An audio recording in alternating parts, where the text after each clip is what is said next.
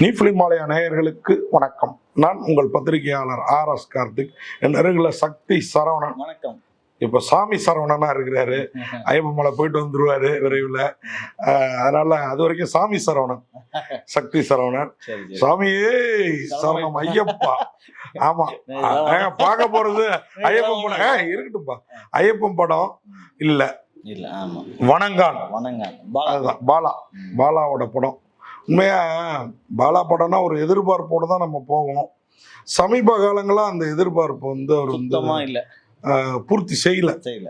ஏன்னா அவர் படம் வந்து ரொம்ப நாள் ஆச்சு, அது ஒன்று. கடைசியாக வந்த அவருடைய படங்கள் வந்து அந்த எதிர்பார்த்த அளவுக்கு இல்லாததும் ஒரு காரணம். இந்த வணங்கான் எப்படி இருக்கு அப்படின்னா, உண்மையா என்ன கேட்டா 50-50 நான் வந்து சொல்லுவேன். ஆமா, அதாவது 50% பூர்த்தி செய்திருக்குது, 50% அவர் நம்ம கொஞ்சம் ஏமாத்திருக்காரு. எனக்கு என்ன அந்த படத்துல என்ன ஒரு நல்ல கதைங்க. சுனாமி வந்தது இல்லை 2014 வந்தது இல்லைங்களா? இந்த வந்தப்போ 2 பேர், ஒருத்தர் ஆண், ஒரு சிறுமி, அப்பா அம்மாவை இழந்துடுறாங்க. அவனும் சின்ன பையன் தான். அப்போ இந்த பொண்ணோட கொஞ்சம் பெரிய பையன், அண்ணன் தங்கையா மாறி வாழ்றாங்க. அவங்களுக்கு ஒரு கிறிஸ்தவ சர்ச்சு, அப்புறம் ஒரு ஆதரவற்றோர் இல்லம் எல்லாம் அடைக்கலம் கொடுக்குது. அப்போ கன்னியாகுமரி மாவட்டங்கிறனால எல்லாரும் இருப்பாங்கல்ல அங்க. அது மெயினா கிறிஸ்டினும் இருப்பாங்க, இந்துக்களும் நிறைய பேர் இருப்பாங்க, கேரளா பார்டருங்கிறனால. இப்போ அதுதான் அருண் விஜய். அவருக்கு என்னன்னா, அவர் ஒரு மாற்றுத்திறனாளி. என்னன்னா, வாய் பேச முடியாது, காதும் கேட்காது. ஓகேங்களா? இதுதான் அருண் விஜயோட கேரக்டர். இவரு அநீதியை கண்டா பொங்கி எழுவாரு, தப்பு தெரிஞ்சா போட்டு தள்ளிடுவார். உண்மையா அருமையா நடிச்சிருக்காருங்க அருண் விஜய். வந்து இப்ப கொஞ்ச காலமே இது பாலாவால மட்டும் சொல்ல முடியாது. அவரு சொன்னாரு பிரஸ் மீட்ல பெருந்தன்மையா. அருண் விஜய் கடந்த கொஞ்ச காலமாவே நல்லா நடிக்கிறாங்க, முன்னாடியை விட எக்ஸ்ட்ரானரியா. படத்துல பார்த்தா பாலாவோட ஹீரோக்கள் எப்படி நடிக்கிறாங்களோ அந்த மாதிரி நடிச்சிருக்காரு. ஹீரோ மட்டும் இல்ல, ஹீரோயினும் கொஞ்சம் நமக்கு வந்து சூர்யா, விக்ரம் எல்லாம் ஞாபகம் வந்துட்டு போறாங்க.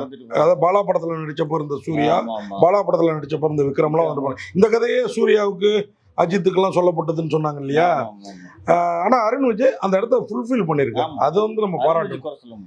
அதே மாதிரி ஹீரோயினும் பாத்தீங்கன்னா, எனக்கு வந்து நம்ம சங்கீதா, உயிர் சங்கீதா, ரசிகான்னு சொல்லுவாங்கல்ல முன்னாடி.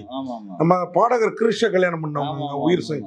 இவரோட படத்துல என்ன படம் நடிச்சது? பாலாவோட படத்துல பிதாமல் நடிச்சாங்க இல்லையா? அவங்களோட ஆக்டிங் ஸ்டைல் அந்த பொண்ணுகிட்ட இருந்தது. அப்பதான் பாலா இப்படிதான் கண்ணை அப்படி வச்சீங்க, வாயை அப்படி வச்சீங்கன்னு சொல்லியிருப்பார் போல் இருக்கு. இந்த பொண்ணு லுக்கு வேற மாதிரி, அந்த பொண்ணு அம்மாவும் ரவுண்டு முகம் ஒரு மாதிரி பல்கியா இருப்பாங்க, ஆக்டிங் ஒரே மாதிரி இருக்கு.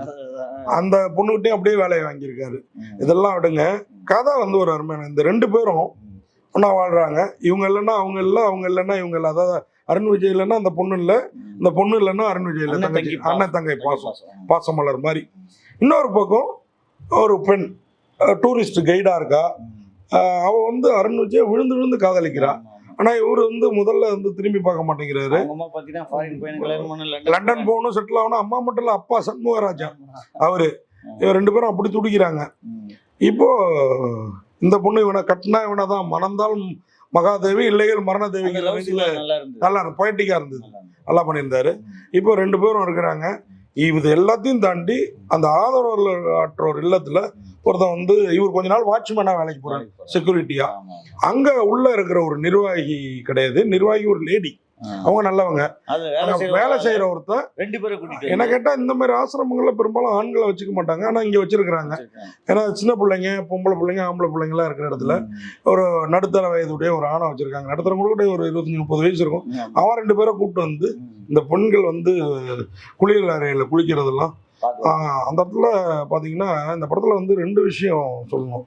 ஒண்ணு, ஃபைட் சீன்களும் கொஞ்சம் வக்ரம் ஜாஸ்தியா இருந்தது. அது பொதுவா பாலா படத்துல இருக்கும்.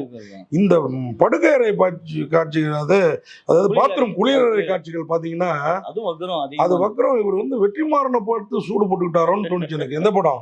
நம்ம விடுதலை பாகம் 1, பாகம் 2 எல்லாம் இல்ல கேமரா இவனுங்களை காமிச்சா பரவாயில்ல, இவனுங்க அவங்க முதுகு, அவங்க ஆடை அவிழ்க்கிறதெல்லாம் காமிக்கிறப்போ நமக்கு வந்து நம்ம வந்து யோக்கியம்லாம் கிடையாது. அதே நேரத்துல இந்த மாதிரி காட்சிகள் வந்து ஃபேமிலியோட போய் பாக்குறப்போ கொஞ்சம் மனசை வந்து கஷ்டப்படுத்தும் இல்லையா, மாற்றுத்திறனாளி அவங்கள போய் காமிக்கலாம். அவங்கள போய் இவ்வளவு தூரம் காமிக்கிறது அதை பிளராது பண்ணிருக்கலாம் அப்படிங்கிறது நம்மளோட ஆகுறாங்க. அங்க ஆரம்பிக்கிறது புரட்சி. படம் இன்டர்வலுக்கு அப்புறம் தான் படமே. அடி பொழகுறாரு அந்த 2 பேரை சுத்தி கொன்னு ஒரு 2 கொம்புல நெட்டு வச்சு சொறி விட்டுறாரு. அது மட்டும் இல்ல, போய் நான் தான் பொண்ணா அப்படின்னு போலீஸ்ட ஒத்துக்கிறாரு. இவரோட பாஷை புரியாம தடுமாறுறாப்புல. யார், நம்ம சேரன்ராஜ் தான் போலீஸ் இன்ஸ்பெக்டர். காவல் ஆய்வாளர் ஆயவே இல்லையா அப்படிங்கிறாரு. நம்ம மிஸ்கின் நீதிபதியா வர்றாரு. அவர் எப்படின்னா கடுகடுன்னு இருப்பாரு, ஆனா நல்ல நீதிபதி, நேர்மையான ஆளு. நிஜத்துக்கு மாறா நேர்மையான ஆளா இருக்காருங்கிறீங்களா? இல்ல படத்துல ஒரு கேரக்டர், நிஜத்துல எப்படியோ அதை விட்டுருங்க, அதுக்குள்ளார வேணாம் போவானா. சமுத்திரகனி இந்த கேஸ் ஆயிரத்துக்கு புதுசா வர்றாரு. நேர்மையான சமுத்திரகனினால நேர்மையான போலீஸ் தானே வந்துடுறாரு. அவர் வந்து இவனை துருவி கேட்கிறாரு. இவர் அருண் விஜய இவரு நான் தான் கொண்டங்கிறாரு வழி, என்ன காரணத்துக்கு கொண்டங்கிறத சொல்ல மாட்டேங்கிறாரு. அவங்க தங்கச்சி கேட்டாலும் சொல்ல மாட்டாரு, யாரு கேட்டாலும் சொல்ல மாட்டாரு. இதனால அருண் விஜய் எதை இழக்கிறார், எதை பெறுகிறார், அதுதான் கிளைமாக்ஸ். தண்டனை கிடைச்சதா இல்லையா, தண்டனை கிடைச்சதா இல்லையா, கடைசி தங்கச்சி கிட்ட சொன்னாரா இல்லையா, ஆமா தங்கச்சிக்கு என்ன ஆச்சு கடைசியில என்னாச்சு, இதுதான். இந்த கைவர்களால ஏதாச்சா இல்ல வந்து அதுவே ஏதாவது அப்படிங்கறத வந்து சொல்லிருக்காங்க. கிளைமாக்ஸ் வணங்க மறுக்கிறான் உண்மையா யாரையுமே. ஆனா பாதிரி யார் இவங்கெல்லாம் அவன் மேல பரிதாபப்பட்டு இதுவா இருக்காங்க. எனக்கு இந்த படத்துல ஒரே ஒரு லாஜிக், 2 விஷயம். ஃபர்ஸ்ட் நீங்க சொன்னீங்களே, ஃபர்ஸ்ட் ஹாப்ல வருவோம். ஃபர்ஸ்ட் ஹாப்ல சவுண்ட் அதிகமா வச்சிட்டு நம்ம யாரு அருள்தாஸ் சர்ச்சுக்கு பக்கத்துல அருள்தாஸ் கேமராமேன், ஒயின் ஷாப், அரசியல் பின்புலம் உள்ளவர். அந்த ஒயின் ஷாப் இப்படி அரசியல்வாதியை போட்டு பழகுறாரு. அதுக்கப்புறம் அவர் ஆளே காணும், அருள்தாஸை காணும். அது வந்து முடியுமான்னு தெரியல. அதை விடுங்க, ஃபர்ஸ்ட் ஹாப்ல அக்யூஸ்ட் அடிச்சு 3 பேரு அந்த திருநங்கைகள்கிட்ட ஒம்பு பண்றவங்களாம் அடிக்கிற ரயில்வே சேசிங்களா, அதெல்லாம் நல்லா இருந்தது. அங்க கொண்டு போலீஸ் ஸ்டேஷனுக்குள்ளாரையும் விட்டு பொழக்கிறாரு. அது நம்ப முடியாத ஹம்பக்கா இருக்கு.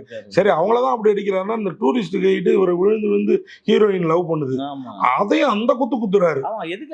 அடிக்கிறாரு தெரியல நமக்கு. இதெல்லாம் தான் கொஞ்சம் இதுவா இருந்தது. இதெல்லாம் வந்து பாலா யாராவது அடிக்க முடியல இப்படி அடிக்க வைக்கிறாரு.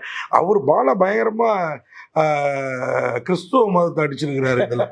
ஓகேங்களா, அவர் வந்து பாத்தீங்கன்னா இந்த பொட்டு வச்சுப்பாரு பாதிரியாரு. அவரை பாத்தீங்கன்னா சிவாஜி மாதிரியே இருக்காருன்னு சிவாஜியும் போற போக்குல நடிகரத்துல சிவாஜியும் ஒரு கலாச்சி விட்டுருப்பாரு. அதெல்லாம் நல்லா தான் இருந்தது.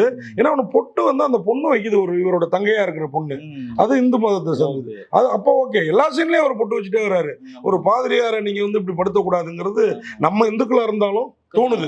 இன்னொன்னு அந்த பொண்ணு போய் கேட்கும், நான் கிறிஸ்டினா இருக்கேன், நான் இந்துவா மாறுறேன் அப்படின்னு, இந்த ஜாதி வந்து கல்யாணம் தடை இருக்கு அப்படின்னு சொல்லி அது நல்லா. அதுவும் அந்த ஹீரோயின் போய் கேட்கும், பாவம் மன்னிப்பு கேட்கிற இடத்துல அதெல்லாம் இல்ல, மதம் கிடையாது, நீ யாரை வேணாலும் லவ் பண்ணுன்னு அந்த பாதிரியார் சொல்றாங்க. இன்னும் ஒண்ணு கிளைம், ஃபர்ஸ்ட் ஹாப் சூப்பரா போயிடுச்சு, ஃபர்ஸ்ட் ஹாப் எங்க சூப்பரா போச்சு. இந்த இயற்கை உபாதையாக அந்த கேஸ் ரிலீஸ் பண்ற சீன்லாம் தேவையாங்க இந்த படத்துக்கு.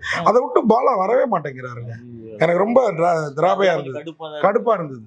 அது ஃபிட்னஸா இருக்க பாடி இருக்கிறவனுக்கு அப்படிலாம் சவுண்டோட எல்லாம் வராது. அது தேவையே இல்லை இந்த படத்துக்கு. அது காதலி கிட்டக்கு வந்து உட்கார்றப்ப அந்த சீன்ஸ் வந்து இதெல்லாம் காமிக்கணுமா? கரெக்டா கேட்டீங்க, அதுதான் என்னோடது. மற்றபடி வணங்கலாம் அப்படின்னு முழுசா சொல்ல முடியாது. புரியுது உங்களுக்கு?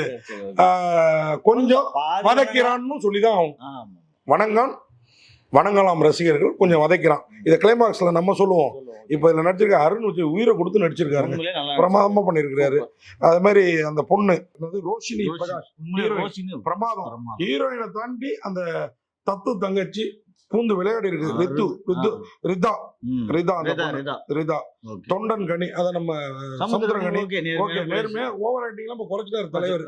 ஓகேவா, டைரக்டர் மிஷ்கின் பிரமாதமா நடிச்சிருக்காரு, பிரமாதம் நீதிபதியா. அது மாதிரி நல்லா இருக்கு அவர் பேசுறது, அந்த ஸ்டைல்ல நல்லா. ஜிவி பிரகாஷோட இசையில பாடல்கள் ஒன்றும் பெருசா எனக்கு மனசுல நிக்கல.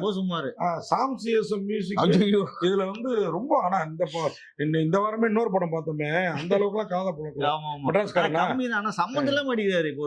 சோகமான சீனுக்கு எப்படி பண்ணணும், ஒரு அழகான சீன்களை எப்படி பண்ணணும் தெரியல. சாம்சியஸ்னால இதான புஷ்பா மாதிரி பிராண்ட் உருவாக்குறாரு என்னன்னு தெரியல. இல்ல பாலா எல்லார்கிட்டயும் வேலை வாங்கினாரு. இவர்கிட்ட வாங்கல.